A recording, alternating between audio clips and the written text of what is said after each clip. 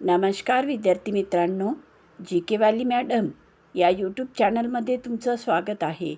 आज आपण उच्च न्यायालय भरती या परीक्षेमध्ये येणारी अतिशय महत्त्वाची प्रश्नोत्तरे पाहणार आहोत. मित्रांनो, जर तुम्ही चॅनलवर नवीन आला असाल तर चॅनलला सबस्क्राईब करून घ्याल. चला तर मग आपण आपल्या प्रश्नाकडे वळूया. तर आजचा आपला प्रश्न आहे, भारतातील 3 नवीन फौजदारी कायदे कोणत्या दिवशी लागू झाले? आणि आपले ऑप्शन आहेत: ए 26 जानेवारी 2024, बी 1 जुलै 2024, सी 16 ऑगस्ट 2024, डी 2 ऑक्टोबर 2024. आणि आपले या प्रश्नाचे उत्तर आहे ऑप्शन बी 1 जुलै 2024. 1 जुलैपासून भारतीय न्याय संहिता, भारतीय नागरिक सुरक्षा संहिता, भारतीय साक्ष अभियान लागू झाले. आता यानंतरचा प्रश्न आहे प्रश्न क्रमांक 2. भारताचे विद्यमान उपराष्ट्रपती कोण आहेत? तर या प्रश्नाचे योग्य उत्तर आहे ऑप्शन बी जगदीप धनखड. भारताचे विद्यमान उपराष्ट्रपती जगदीप धनखड आहेत. आता यानंतरचा प्रश्न आहे, भारतीय राज्यघटनेतील कलम 21 कोणत्या अधिकाराशी संबंधित आहे? तर ऑप्शन आहे ए समानतेचा अधिकार, बी जीवन व वैयक्तिक स्वातंत्र्याचा अधिकार, सी शिक्षणाचा अधिकार, डी धार्मिक स्वातंत्र्य. आणि या प्रश्नाचे योग्य उत्तर आहे ऑप्शन बी जीवन व वैयक्तिक स्वातंत्र्याचा अधिकार. आता पुढचा प्रश्न आहे प्रश्न क्रमांक 4. भारताचा राष्ट्रीय कायदा दिवस कधी साजरा केला जातो? तर ऑप्शन आहे A 15 August, B 2 October, C 26 November, D 14 April. आणि या प्रश्नाचे योग्य उत्तर आहे ऑप्शन सी 26 नोव्हेंबर. भारताचा राष्ट्रीय कायदा दिवस हा 26 नोव्हेंबर रोजी साजरा केला जातो. आता पुढचा प्रश्न आहे प्रश्न क्रमांक 5. महाराष्ट्रातील मुंबई उच्च न्यायालयाची स्थापना कधी झाली? तर ऑप्शन आहे ए 1862, बी 1950, सी 1947, डी 1960. आणि या प्रश्नाचे योग्य उत्तर आहे 1862. महाराष्ट्रातील मुंबई उच्च न्यायालयाची स्थापना ही 1862 साली झाली. आता यानंतरचा प्रश्न आहे प्रश्न क्रमांक 6. नालसाचे पूर्ण रूप काय आहे? तर खाली ऑप्शन आहे आणि या प्रश्नाचे योग्य उत्तर आहे option C national legal services authority. नालसाचे पूर्ण रूप नॅशनल लीगल सर्व्हिसेस ऑथॉरिटी. आता पुढचा प्रश्न आहे प्रश्न क्रमांक 7. भारताचे नियंत्रक व महालेखापरीक्षक CAG कोण नियुक्त करतात? आणि ऑप्शन आहे ए पंतप्रधान, बी राष्ट्रपती, सी राज्यपाल, डी लोकसभा अध्यक्ष. आणि या प्रश्नाचे योग्य उत्तर आहे ऑप्शन बी राष्ट्रपती. आता पुढचा प्रश्न आहे प्रश्न क्रमांक 8. लोक अदालत ही संकल्पना कोणत्या तत्वावर आधारित आहे? तर ऑप्शन आहे ए दंडात्मक न्याय, बी समझोता व तडजोड, सी फौजदारी कारवाई, डी गुप्त सुनावणी. आणि योग्य उत्तर आहे ऑप्शन बी समझौता व तडजोड.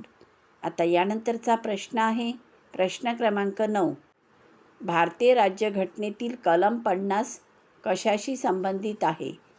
तर ऑप्शन दिलेले आहेत ए मूलभूत अधिकार, बी न्यायपालिकेची कार्यपालिकेपासून वेगळेपणा, सी वित्त आयोग, डी आपत्कालीन तरतूद. आणि या प्रश्नाचे योग्य उत्तर आहे ऑप्शन बी न्यायपालिकेची कार्यपालिकेपासून वेगळेपणा. आता पुढचा प्रश्न आहे प्रश्न क्रमांक 10. डिजिटल इंडिया अभियानाची सुरुवात कोणत्या वर्षी झाली? तर ऑप्शन आहे ए 2012, बी 2014, सी 2015, डी 2018. आणि योग्य उत्तर आहे ऑप्शन सी 2015. डिजिटल इंडिया अभियानाची सुरुवात 2015 या वर्षी झाली. आता यानंतरचा प्रश्न आहे प्रश्न क्रमांक 11. भारताचे ॲटर्नी जनरल कोण आहेत? ऑप्शन आहे ए. मुकुल रोहतगी, बी. व्यंकटरामानी, सी. तुषार मेहता, डी. कपिल सिब्बल. आणि योग्य उत्तर आहे ऑप्शन बी. आर. व्यंकटरामानी. भारताचे ॲटर्नी जनरल हे आर. व्यंकटरामानी आहेत. आता पुढचा प्रश्न आहे प्रश्न क्रमांक 12. महाराष्ट्राचे राज्यपाल कोण आहेत? तर ऑप्शन आहेत A. Bhagat Singh Koshyari, B. C. P. Radhakrishnan, C. Ramesh Bais, D. Koshyari देव. आणि या प्रश्नाचे योग्य उत्तर आहे ऑप्शन बी. सी. पी. राधाकृष्णन. आता यानंतरचा पुढचा आणि महत्त्वाचा प्रश्न आहे प्रश्न क्रमांक 13.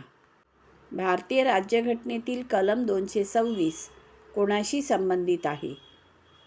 तर ऑप्शन आहे ए. राष्ट्रपतींचे अधिकार, बी. उच्च न्यायालयाचे रीट अधिकार, सी. संसद, डी. आपत्कालीन तरतूद. आणि या प्रश्नाचे उत्तर आहे ऑप्शन बी. उच्च न्यायालयाचे रीट अधिकार. भारतीय राज्यघटनेतील कलम 226 हे उच्च न्यायालयाचे रीट अधिकाराशी संबंधित आहे. आता पुढचा प्रश्न घेऊया प्रश्न क्रमांक 14. मुंबई उच्च न्यायालयाचे खंडपीठ खालीलपैकी कुठे आहे? तर ऑप्शन आहे ए. नागपूर, बी. पुणे, सी. नाशिक, डी. सातारा. तर या प्रश्नाचे उत्तर आहे ऑप्शन ए. नागपूर. मुंबई उच्च न्यायालयाचे खंडपीठ हे नागपूर इथे आहे. आणि आता पुढचा प्रश्न आहे प्रश्न क्रमांक 15. भारतातील लोकसभा सदस्यांचा कार्यकाळ किती वर्षाचा असतो? तर ऑप्शन आहे ए. 4 वर्षे, बी. 5 वर्षे, सी. 6 वर्षे, डी. 7 वर्षे. आणि उत्तर आहे ऑप्शन बी. 5 वर्षे.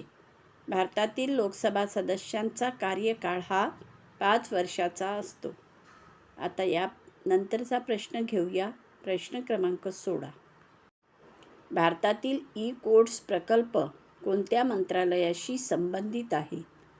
तर ऑप्शन आहे ए. गृह मंत्रालय, बी. कायदा व न्याय मंत्रालय, सी. वित्त मंत्रालय, डी. शिक्षण मंत्रालय. आणि उत्तर आहे ऑप्शन बी. कायदा व न्याय मंत्रालय. भारतातील ई-कोर्ट्स प्रकल्प कायदा व न्याय मंत्रालयाशी संबंधित आहे. आता यानंतरचा प्रश्न आहे प्रश्न क्रमांक 17. राज्यघटनेतील कलम 14 कोणाशी संबंधित आहे? तर ऑप्शन आहे ए. समानतेचा अधिकार, बी. धर्मस्वातंत्र्य, सी. शिक्षणाचा अधिकार, डी. संपत्तीचा अधिकार. आणि उत्तर आहे ऑप्शन ए. समानतेचा अधिकार. राज्यघटनेतील कलम 14 समानतेच्या अधिकाराशी संबंधित आहे. आता यानंतरचा प्रश्न आहे प्रश्न क्रमांक 18. भारतातील सर्वोच्च न्यायालयात न्यायाधीशांची कमाल संख्या किती आहे? तर ऑप्शन आहे ए. 31, बी. 33, सी. 34, डी. 35. आणि उत्तर आहे ऑप्शन सी. 34. भारतातील सर्वोच्च न्यायालयात न्यायाधीशांची कमाल संख्या ही 34 आहे. आता यानंतरचा प्रश्न आहे प्रश्न क्रमांक 19. महाराष्ट्र राज्य मानवाधिकार आयोगाचे मुख्यालय कुठे आहे? तर ऑप्शन आहे ए. पुणे, बी. मुंबई, सी. नागपूर, डी. औरंगाबाद. आणि या प्रश्नाचे उत्तर आहे ऑप्शन बी. मुंबई.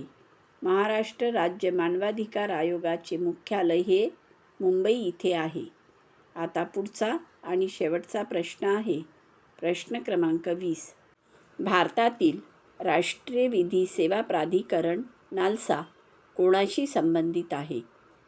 तर या प्रश्नाचे योग्य उत्तर आहे ऑप्शन ए. मोफत कायदेशीर मदत. मित्रांनो, जर तुम्हाला आमचा हा व्हिडिओ आवडला असेल तर व्हिडिओला लाईक करा, चॅनलला सबस्क्राईब करा, व्हिडिओला शेअर करा आणि बेल आयकॉन प्रेस करायला विसरू नका, जेणेकरून तुमच्यापर्यंत आमचे असेच अभ्यासाचे नवनवीन व्हिडिओ पोहोचत राहतील.